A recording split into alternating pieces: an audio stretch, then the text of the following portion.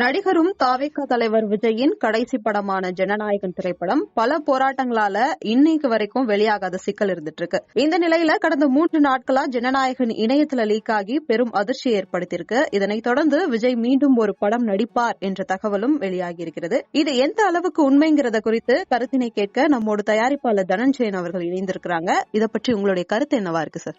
என்ன பொறுத்தவரை இது எல்லாமே ரூமரா தான் நான் பாக்குறேன். அதாவது நானும் ஒரு பேட்டியில என்ன கேட்கும் போது நான் இந்த கருத்தை சொல்லியிருந்தேன். என்ன ஒரு ப்ரொடியூசர் மிகப்பெரிய லெவல்ல பாதிக்கப்பட்டிருக்காரு.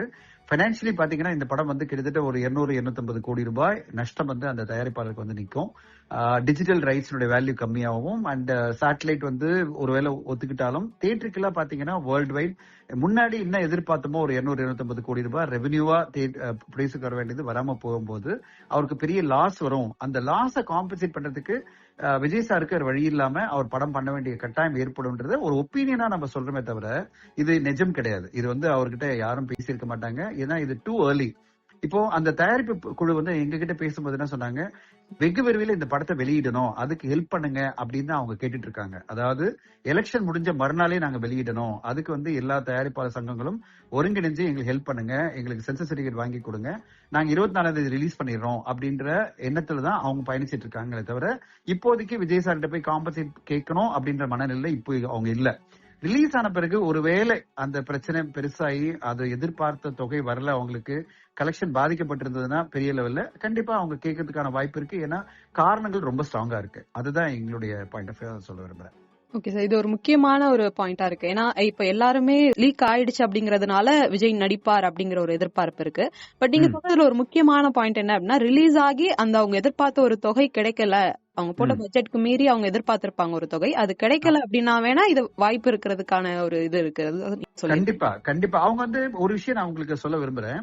பவன் கல்யாண் அவர்கள் நடிப்புல அத்தாரிட்டிக்கு தாரிதின்ற படம், அதுல பவன் கல்யாண் அவர்கள் நதியா மேடம் இவங்க எல்லாம் நடிச்சிருந்தாங்க. அந்த படத்தினுடைய முதல் 90 மினிட்ஸ் படம் வெளியே வந்துடுச்சு பைரசில. நான் சொல்றது ஒரு 8-9 வருட காலம் முன்பு.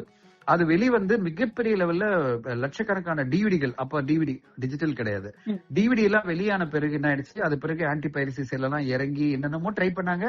ஆனா டிவிடி எல்லாம் போயிடுச்சு. ஆனா படம் வெளிவந்த பிறகு உடனே வித்தின் 2 வீக்ஸ்க்குள்ள அந்த படத்தை ரிலீஸ் பண்ணிட்டாங்க.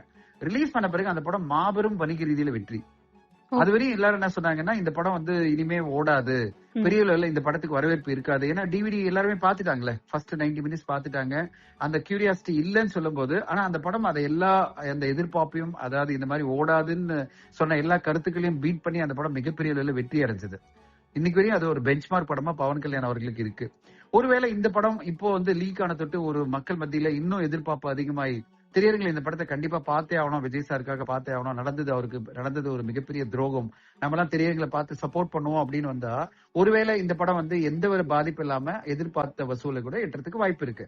அதனாலதான் அந்த தயாரிப்பு குழு இப்போதைக்கு அவங்க எல்லா நம்ம சங்கங்கள்கிட்ட என்ன எதிர்பார்க்கறாங்கன்னா, எங்களுக்கு எப்படியாவது சென்சர் சர்டிபிகேட் வாங்கி கொடுத்துருங்க, 24ஆம் தேதி ரிலீஸ்க்கு நாங்க போயிடுறோம், அதுக்கு பிறகுதான் நாங்க இதனுடைய என்ன ப்ரோசஸ், அதாவது என்ன லாஸ் வந்திருக்குன்னு ஒரு கால்குலேட் பண்ணிட்டு அது பிறகு எப்படி பேசலான்றதை அவங்க நம்ம முன்னாடி கொண்டு வருவாங்க. ஓகே, இப்ப படக்குழு பொறுத்த வரைக்கும் கூடிய விரைவுல திரைப்படத்தை வெளியிடணும் அப்படிங்கிற ஒரு விஷயம் தான் இருக்கு. அதுதான், ஏன்னா இப்போதைக்கு 23 வரை இந்த படம் வெளிவரதுக்கான வாய்ப்புகள் இல்ல. ஏன்னா காரணம்னா எலெக்ஷன் தேதி வரையும் அவர் ஒரு பெரிய ஒரு கட்சியினுடைய தலைவரா இருக்கிறது, அவருடைய படத்தை வெளியிடுறதுக்கு எல்லா கட்சிகளும் எதிர்ப்பு தெரிவிக்கும்.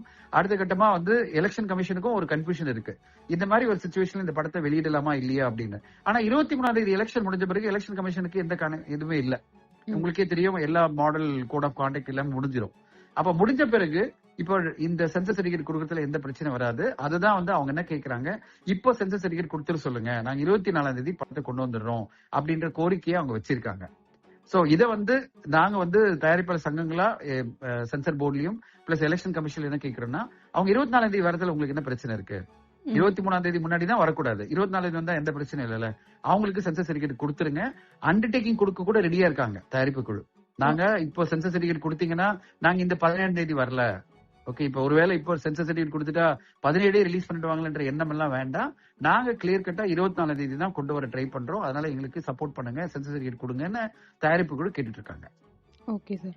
ஏன்னா இப்போ இத தொடர்ந்து என்ன அப்படின்னா, விஜய் ரசிகர்கள் எல்லாம் சொல்றது என்ன அப்படின்னா, நிறைய பேர் படம் பார்த்திருக்கலாம், பார்க்காமயும் இருக்கலாம். சோ அவங்க எல்லாம் சொல்ற விஷயம் என்ன அப்படின்னா, இணையதளங்கள்ல நாங்க இந்த படம் வந்துட்டு கலெக்ஷனுக்காக இல்ல, எலெக்ஷனுக்காக இருந்தது. அது கரெக்டா எங்களுக்கு வந்து சேர்ந்துருச்சு அப்படின்னு சிலர் சொல்ற விஷயங்கள் எல்லாம் நீங்க எப்படி பாக்குறீங்க சார்? இல்ல இதெல்லாம் வந்து ரசிகர்கள் வந்து அவங்க அவங்க என்ன தோணுதோ அதை சொல்லலாம். ஒரு தயாரிப்பு குழுவா என்னுடைய பாயிண்ட் ஆஃப் என்னன்னா, தயாரிப்பாளர் இன்வெஸ்ட் பண்ணிருக்காரு. கிட்டத்தட்ட 450-500 கோடி ரூபாய் இந்த படத்துல அவர் இன்வெஸ்ட் பண்ணிருக்காரு. எல்லாருக்குமே சம்பளங்கள் கொடுத்துட்டாரு. இந்த படத்துல நடிச்ச நடிகர்கள், தொழில்நுட்ப கலைஞர்கள் எல்லாருக்குமே சம்பளம் கொடுத்தாச்சு. படத்தை எடுக்கிறதுக்கான செலவும் அவர் வந்து மொத்தமா பே பண்ணிட்டாரு. எந்த அமௌண்ட்டும் டியூ இல்ல. ஒரு 450-500 கோடி அவர் செலவு பண்ணிருக்காருன்னா அந்த படத்தை அவர் எப்படி எடுக்கிறது? அவங்களுடைய பொலிட்டிக்கல் அஜெண்டாவுக்கு அது ஹெல்ப்ஃபுல்லா இருந்திருக்கு, இந்த டிவிடி வந்திருக்குன்னு யாராவது கருத்து சொன்னா அதை பத்தி கருத்து சொல்ல நான் விரும்பல. ஆனா எனக்கு ஒரு தயாரிப்பாளரை ப்ரொடெக்ட் பண்ண வேண்டிய நேரம் நம்மளுது. இப்போதைக்கு நம்முடைய எல்லாருடைய கடமை என்னன்னா, அந்த இன்வெஸ்ட் பண்ண தயாரிப்பாளர் எப்படி வந்து வெளியில மீண்டு வர போறாரு, அதுக்கு என்ன வழி?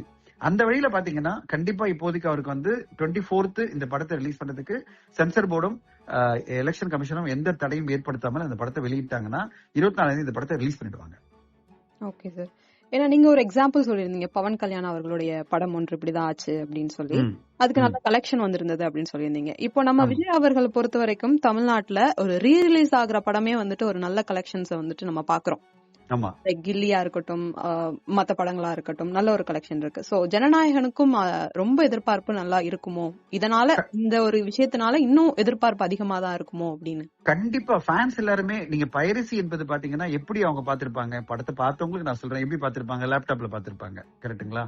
லேப்டாப்லயும் மொபைல்லயும் தான் பாத்திருப்பாங்க. ஒரு மிகப்பெரிய திரை அனுபவம் தான் இந்த படம் ஜனநாயகன். மிகப்பெரிய திரைக்கான ஒரு அனுபவமா இருக்கும். அதனால கண்டிப்பா அப்படிப்பட்ட ஒரு திரைக்கான அனுபவத்துல அந்த படம் வந்து 24ஆம் தேதியோ இல்ல வொர்ஸ்ட் கேஸ்ல 30ஆம் தேதி ரிலீஸ் ஆச்சுன்னா அதுக்கான வரவேற்பு பெருசா இருக்கும். கண்டிப்பா பெருசா இருக்கும். ஏன்னா எல்லாருமே கடைசியா ஒரு முறை பெரிய திரையில நம்ம வந்து விஜய் சாரை பாத்துடலாம் அப்படின்ற இடத்துல தான் ரசிகர்களும், காமன் பீப்புள் நிறைய பேருக்கு வந்து விஜய் சாரை பிடிக்கும். எல்லாருமே வந்து ரசிகர்களா இருக்கணும்னு அவசியம் இல்ல. பட் நிறைய பேர் வந்து காமன் பீப்புள்லாம் வந்து விஜய் சார் படம் வருது நம்ம பேர் திரையரங்களை பார்ப்போம்னு நினைப்பாங்கல்ல, அவங்க எல்லாம் கண்டிப்பா பார்ப்பாங்க. பெரிய லெவல்ல வரவேற்பு இருக்கும். என்ன பொறுத்தவரை என்னன்னா, இந்த ஒரு விஷயம்லாம் நடந்த விஷயமெல்லாம் அவருக்கு நடந்தது மிகப்பெரிய துரோகம், இவ்வளவு பெரிய தப்பு நடந்திருக்கு, அவரை கார்னர் பண்றாங்க, அவருக்கு எதிராக மிகப்பெரிய சதிகள் நடந்துட்டு இருக்குன்ற ஒரு எண்ணமும் இருக்கு மக்கள் மத்தியில. அதுக்கெல்லாம் பதில் என்னன்னா, இந்த படம் திரையரங்குல வந்தா போய் திரையில பாத்துலாம் நினைப்பாங்க நிறைய பேர். லட்சக்கணக்கான பேர் இதை திரையில பார்க்கணும்னு நினைப்பாங்க. அப்படி பார்க்கும்போது கண்டிப்பா இந்த படத்துக்கான வசூல் பெரிய லெவல்ல தான் இருக்கும் நான் எதிர்பார்க்கிறேன். அதுதான் இந்த படத்துக்கு கிடைக்கிற ஒரு ரெஸ்பெக்டா நான் எதிர்பார்க்கிறேன். Okay sir. ஓகே, இதை தொடர்ந்து நிறைய பேர் என்ன பேசுறாங்க, நீங்க ரூமர்னா ஆரம்பத்திலேயே சொல்லிட்டீங்க. பட் இருந்தாலும் என்ன பேசுறாங்க அப்படின்னா, ஒருவேளை கலெக்ஷன் கிடைக்கல, இல்ல ஒருவேளை இன்னொரு படம் நடிக்கிறதா இருந்தது அப்படின்னா அது ஒரு லியோ 2-ஆ இருக்கும், அது லோகேஷ் கனகராஜ் அவர்களால இயக்கப்படும் அப்படின்னு சொல்லி சில கற்பனைகள் எல்லாம் வருது. நிறைய கற்பனைகள், நிறைய எதிர்பார்ப்புகள், அதெல்லாம் அவ்வளவு சீக்கிரம் எல்லாம் வந்து விஜய் சாரால டிசைட் பண்ண முடியாது. ரெண்டு விஷயம் பாத்தீங்கன்னா, இப்போ நடக்கிற எலெக்ஷன் கேம்பெயின்ல வர எல்லா ஒப்பீனியன் போல்லையும் பாத்தீங்கன்னா விஜய் சாருக்கான ஓட்டிங் பர்சன்டேஜ் 15 to 20% அப்படின்னு வரும்போது, நான் சொல்றது மினிமம். இப்போ இது 25% கூட இருக்கலாம். அது மக்கள் என்ன மாதிரி ஓட்டு போட போறாங்கன்னு நமக்கு தெரியாது. ஆனா நிறைய கருத்து கணிப்புகள்லாம் நம்ம பார்க்கும்போது அவர் வந்து ஒரு சாலிடான 3வது ஃபோர்ஸா வராரு முதல் எலெக்ஷன்லயே. அப்படி வரும்போது அதுக்கு பிறகு அவர் சினிமா பத்தி யோசிப்பாரா இல்ல வந்து அரசியல் பத்தி யோசிப்பாரா? என்ன பொறுத்தவரை அரசியல் தான் அவருடைய பயணம். அவர் அரசியலே தான் இருப்பான்னு நினைப்பாரு. அதனால வந்து அவருடைய எண்ணம் எப்படி இருக்கும்னா, இது இந்த படம் பெர்ஃபார்ம் பண்ணதான் பாக்கலாம். என்ன காரணம்னா, எப்படியும் படம் ரிலீஸ் ஆயிடும். 24 இல்லனாலும் 30ஆம் தேதி ரிலீஸ் ஆயிடும். கண்டிப்பா சென்சர் சர்டிபிகேட் கொடுத்துருவாங்க. இப்போ தயாரிப்பு குழு 24ஆம் தேதி ரிலீஸ் பண்ணணும்னு ரிக்வெஸ்ட் வைக்கிறாங்க. இப்போ அவரை பொறுத்தவரை என்னன்னா, படம் ரிலீஸ் ஆகி என்ன ரெஸ்பான்ஸ் வருது பாக்கலாம். தயாரிப்பாளருக்கு ஏதாவது பாதிப்பு இருந்தனா அவருக்கு எப்படி காம்பன்சேட் பண்றதுன்னு அவர் யோசிப்பாரு. கண்டிப்பா யோசிப்பாரு. அவர் அப்படிதான் தயாரிப்பாளர்களை எப்பவுமே காப்பாற்றணும்னு நினைப்பாரு. அவர் தயாரிப்பாளருக்கு ஜெயிக்கணும்னு நினைப்பாரு. அப்படி இருக்கும்போது அந்த தயாரிப்பாளருக்கு ஹெல்ப்பா என்ன பண்ணுவாரு, சரி நம்ம வந்து உடனே ஒரு படம் பண்ணலாம் நினைப்பாரு. அந்த நினைக்கும் போது யார் அவைலபிளா இருக்காங்கன்னு பாப்பாருல்ல. இப்ப நீங்க பாத்தீங்கன்னா லோகேஷ் கனகராஜ் ஆல்ரெடி அல்லு அர்ஜுனோட ஒரு படத்துக்கான ப்ரீ ப்ரொடக்ஷன் ஒர்க்ல இருக்காரு. அவர் தான் அடுத்த படம் பண்ண போறாரு. அவர் வந்து டக்குன்னு அதை விட்டுட்டு வந்து இங்க பண்ண முடியாது. அவர் வந்து அல்லு அர்ஜுனோட கமிட் ஆயிடுச்சு. அந்த படம் ஷூட்டிங்கும் அடுத்த வருஷம் ஆரம்பிக்கிறாங்க. அதனால லோகேஷ் கனகராஜ் வந்து உடனே லியோ 2 பண்ணுவாருன்றதெல்லாம் இது அதீத கற்பனை என்ன பொறுத்தவரையும். அவர் விஜய் சாருக்கு யார் எந்த டைரக்டர் உடனே ஒரு கதையோட நல்ல கதையோட ரெடியா இருக்காரோ அவரோட தான் பயணிக்கணும்னு நினைப்பாரு. ஏன்னா அவருக்கு அரசியல் ரெஸ்பான்சிபிலிட்டி அதிகமாயிடும். அடுத்தது மறந்துடாதீங்க, 2029 பார்லிமெண்ட் எலெக்ஷன் இருக்கு. இப்ப 2000 இதெல்லாம் முடியும் போது பாத்தீங்கன்னா 2026 வந்துரும், முடிஞ்சிரும். அப்போ நடுவுல 2 வருஷம் தான் இருக்கு. அப்போ 2 வருஷத்துக்குள்ள அவர் வந்து என்ன பண்ணணும்னு ஒரு பிளான் பண்ணி ஆகணும் அவருக்கு. இந்த எலெக்ஷன் ரிசல்ட்டை பொறுத்து தான் எல்லா முடிவுகளும் மாறும். விஜய் சாருடைய முடிவுகள்லாம் மாறும். அவர் எந்த அளவு தாக்கத்தை ஏற்படுத்தியிருக்காரோ அதுக்கேற்ற மாதிரி அவருடைய முடிவுகள் இருக்கும். அப்போ இந்த வருஷத்துக்குள்ள நான் ஒரு படத்தை முடிச்சுட்டு அந்த தயாரிப்பு குழுவை நான் காப்பாத்திட்டேன்னா பெட்டரா இருக்கும்னு நினைச்சிட்டாருன்னா, யார் உடனே அவைலபிளா இருக்கிற டைரக்டரோ, யார் வந்து நல்ல கதையோட இருக்காங்க பெரிய டைரக்டரோ அவங்களோட தான் பயணிப்பாரு தவிர இன்னும் வெயிட் பண்ணி எல்லாம் படம் பண்ண மாட்டாரு. அவர் லோகேஷ் கனகராஜ் அவர்கள் அந்த படத்தை முடிச்சு வந்த பிறகு அவருக்கு ஒரு படம் என்ன பண்ணிடலாம் அப்படின்னு நினைச்சு அந்த காம்பினேஷன்ல போறதுக்கான வாய்ப்புகள் மிகவும் குறைவு. இப்ப நீங்க பாத்தீங்கன்னா அவருக்கு பிடிச்ச 3 இயக்குநர்களும் பிஸியா இருக்காங்க, மறந்துடாதீங்க. எல்லாருமே அந்த வீடியோ ஒன்று வந்தது ஆன்லைன்ல. இந்த 3 டைரக்டர் வந்து அவர்கிட்ட கேள்வி கேட்கிற மாதிரி ஒரு வீடியோ பார்த்தேன் நான், ஒரு 10 second video. Lokesh Kanagaraj, Nelson அவர்கள் பயங்கர பிஸி. ஜெயிலர் 2 ரிலீஸ் பண்ணணும், அடுத்தது இந்த படத்தை ஆரம்பிக்கணும், KH vs RK படம். இவர் வந்து அட்லி அவர்களுக்கு வந்து மிகப்பெரிய படம் ராக்கா உருவாக்கிட்டு இருக்கு, அவர் வர முடியாது.